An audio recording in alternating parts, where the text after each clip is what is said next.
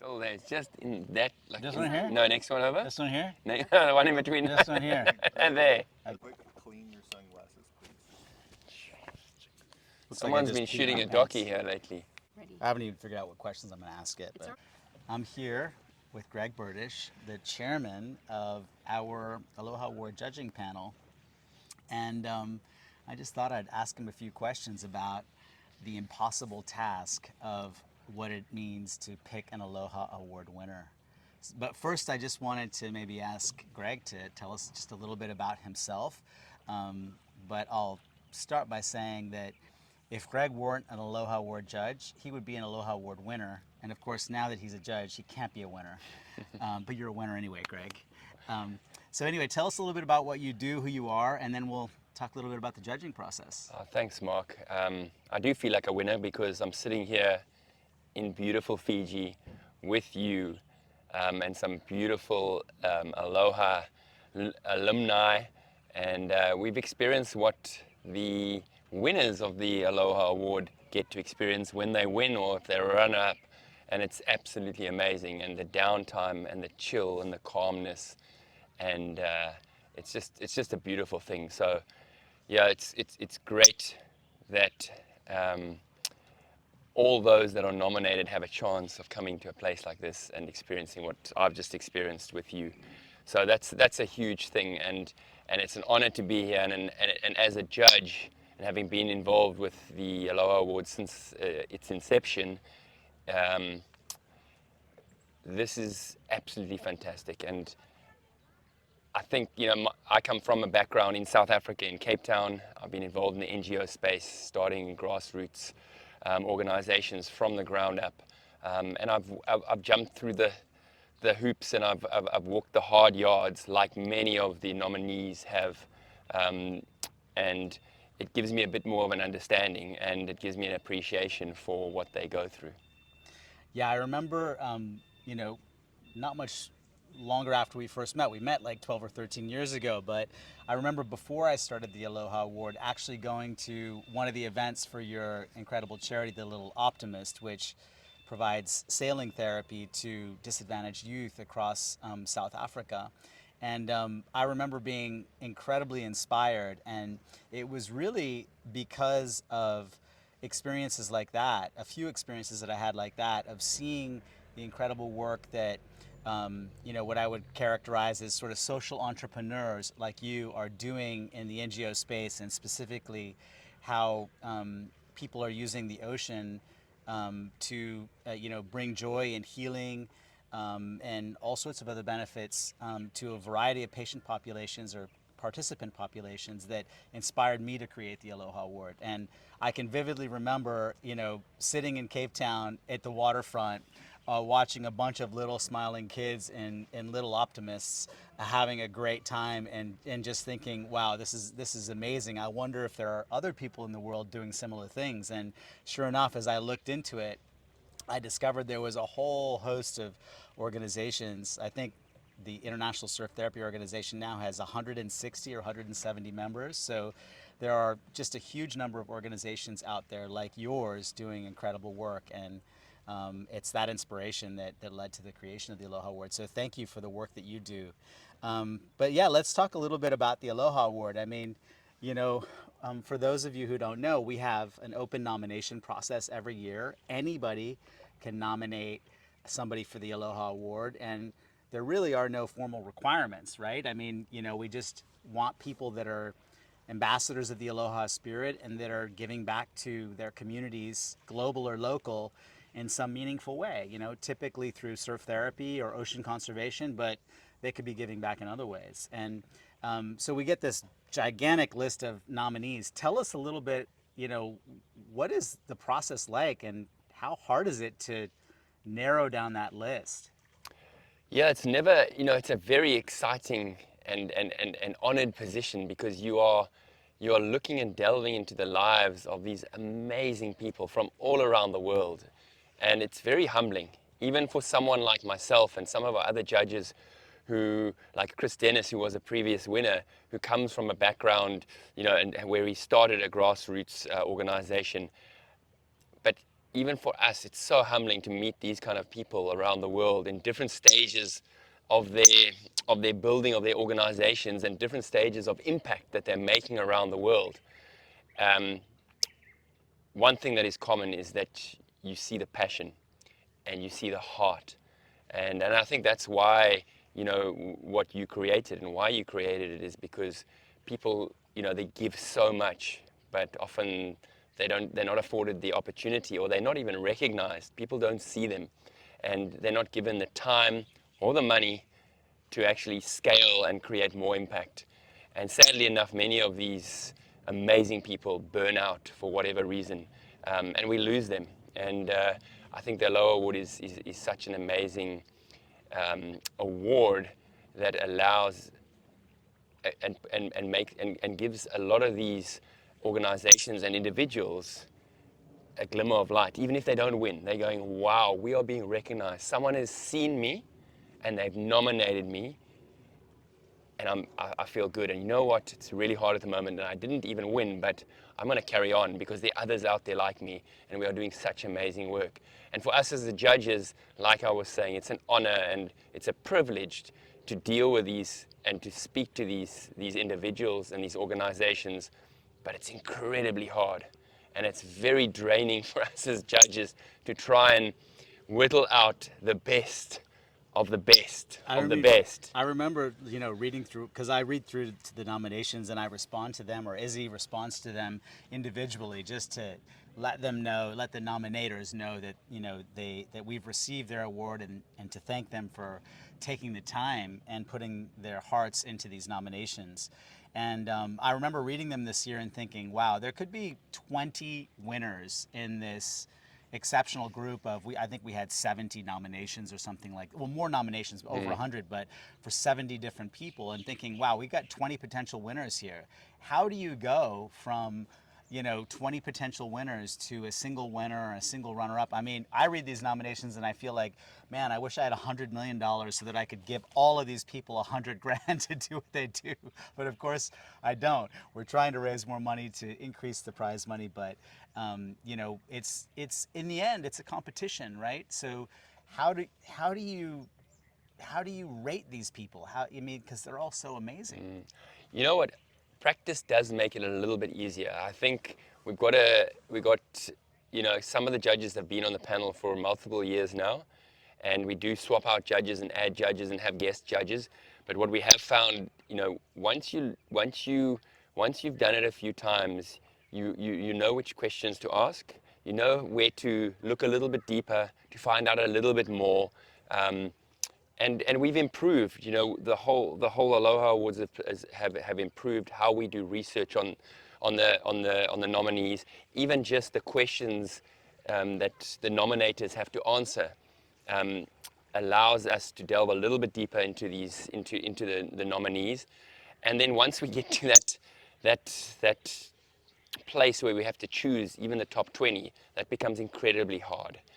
Every year is different, and sometimes certain individuals shine much more brightly than others, and some years they're all shining and it's very hard to choose. And that's, I think that's where it's key to have, the 5 judges from 5 different places who've all got their own experience, and we ask some very pertinent questions. We look into it for different insights from different places that we've come from, and we communicate and we collaborate, and we whittle it down sometimes to 20 first, then to 10 or to 15, and then from there it gets really hard. Yeah. This year was great in the end that when we got down to choosing the top 5, all the judges' alignment was very similar, and it became more about a placement where they placed in the top 5 as opposed to an array of 15 or 20 people that we were trying to choose. Next year might be very different. Yeah. Well, and people ask me this question, all the time, which is, what makes an Aloha Award winner? And I think some people think, oh, it's the organization that is serving or impacting the most amount of people, or it's the organization that has the most potential to scale.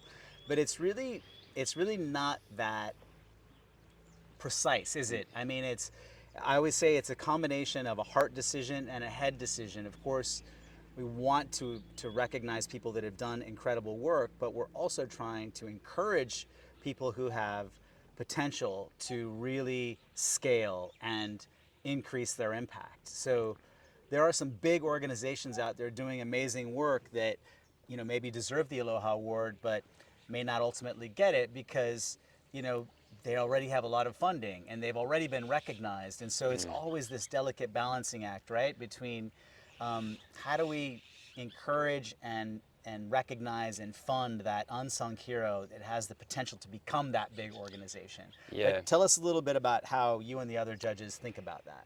Yeah, I think there's a little bit of luck in the draw. Like the year that if you're nominated, you don't know who you're going to come up against. And some years it's just amazing candidates that are quite similar, which means that then it becomes harder for those few that are all very similar. And we have to look at other criteria that are going to make one or two stand out. And that's when it gets tricky, because we do have to look at things like sustainability.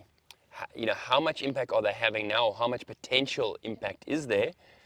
But what happens if? Are they doing this as a filler in their life for a few years while they are young, while they're unemployed, while they are on a personal journey, which is amazing still, because they are giving back in their time.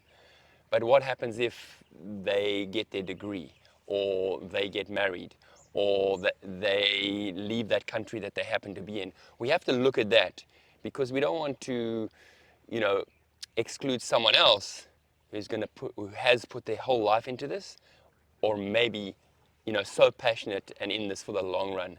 And that person might just need that recognition a little bit more right now to make them, step up a little bit and carry on and become more sustainable and feel more valued. But I think, what we've created over the last few years is a network as well.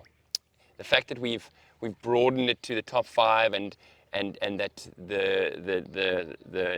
the winner and the nominee both get rewarded to go to Fiji, and that there's more money in the pot, and that we are flying winners to the International Surf Therapy Organization's conference every year. That is almost of more value, in my opinion, because I've been there. And that organization, the International Surf Therapy Organizations, that conference where like-minded people get together, and to have that opportunity to go and mix and socialize and talk to and bounce ideas off and get inspiration and be re-inspired and reinvigorated by people like them, is huge. And we've seen it with numerous of our nominees, runners-up, and finalists. And I think that for me is coming into the network, into the family of Aloha Award nominees, and being able to have that tool to reach out to help them in multiple other ways than just receiving the money or a prize to Namotu. Yeah, one of the things that we've talked about in prior years is our desire to recognize people in the ocean conservation community. And this year, for the first time, our winner actually is an ocean conservation champion, Babs, right, from Senegal. And so, when I think about this, people ask me this all the time, are you just about surf therapy? And I always say, no, we're about both. And I love the fact that, for example, this year's International Surf Therapy Organization conference is essentially teaming up, doubling up with the Blue Mind movement, which is an ocean conservation movement. It just goes to show this symbiosis between these two ocean-related ways of giving back, right? As Chris Primacio, who's, as you know, is a judge and also the founding executive director of ISTO, says, you can't do surf therapy without an ocean. And so it's really important, I think, that we get the word out that the Aloha Award really is about recognizing people who are both protecting the ocean and harnessing the ocean's healing power in the service of others. And so I wanted to ask you a little bit about that as a sailing therapy practitioner and as a judge of the Aloha Award.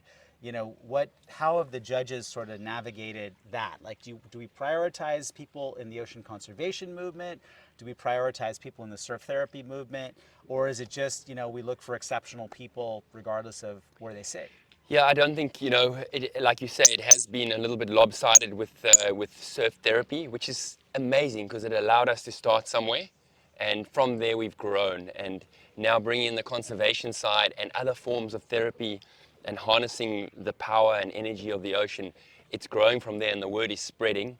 And as the word spreads, we find more amazing people, or they find us, or people that have worked with them or been participants or been on their programs find us now.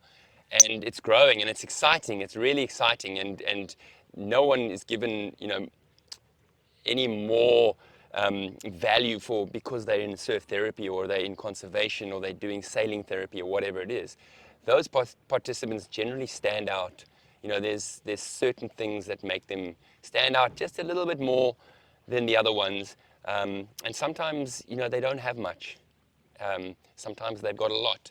Sometimes, like you said, they're creating huge impact. And they're pushed right up to the top because we can see the impact.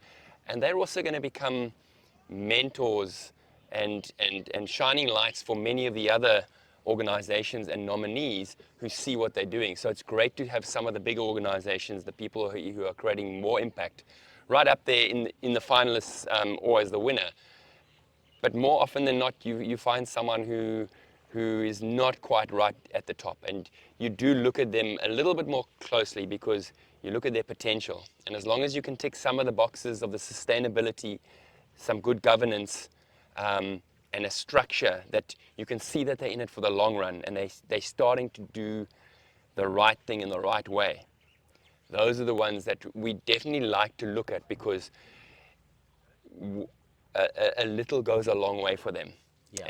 And like you say, if you're in a first world country and you've got access to good funding and good sponsors and good corporate sponsors and lots of material and product, it makes it a little bit easier. Not to say it's ever easy, but sometimes it's a lot harder when you come from a third world country or a marginalized place, and you don't have access to anything like that. Or a country that doesn't really recognize the value of surf therapy. So, for example, our Yes. 2023 winner. We're gonna have to pause.